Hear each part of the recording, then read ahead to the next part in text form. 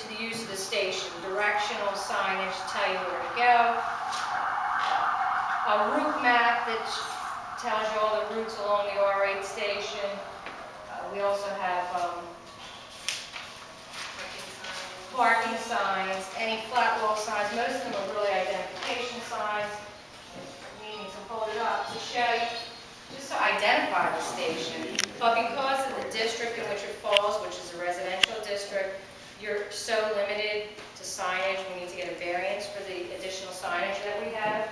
We also need a variance, as I stated earlier, for the height of the canopy at the platform level and for the landscaping, because even though this is existing, because you file an application for improvements, they apply the current code to that, so you would have to provide landscaping here, but we're not doing that because then you would lose parking spaces, and that really isn't what anybody wants either. We want to be able to provide parking so you can take the train. So it was really the landscaping, the signage, and there are side yard requirements. They're dimensional requirements. You need to have 8 feet between the property line and the parking space, and of course right here we don't have that. So really they're dimensional. Mr. Bradley from Councilman O'Neill's office had sent me a copy of this refusal. So that's why I'm a little confused. Yeah, it is. If you look at those who have in their packet, a refusal is the top paragraph recites the application itself, so that's a recital. And then down here, the code reference is where you can find these sections with which we're not in compliance in the Philadelphia Code. And Title 14 is the zoning code. Section 205 covers all residential areas in the city.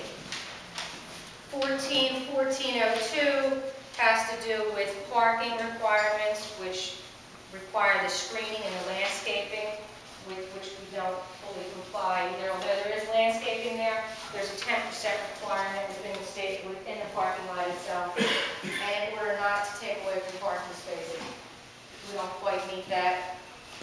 Again, there's a reference to Title 14, Section 205, which is the residential district.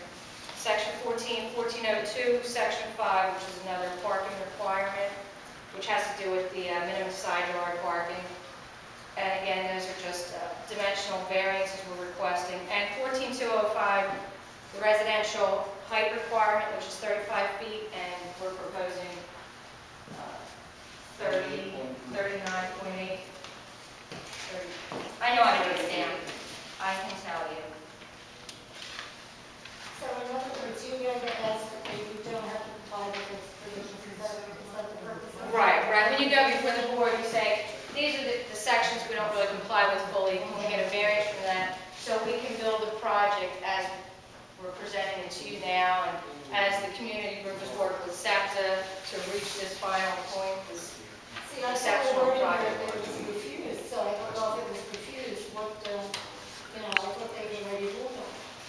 Well, Ellen and I did, right. It's a bit of a long process. You submit your zoning application to the Department of Licenses and Inspections, and I don't know if anybody's ever had just residential work done where you had to submit. So yes, it's always a lot of fun.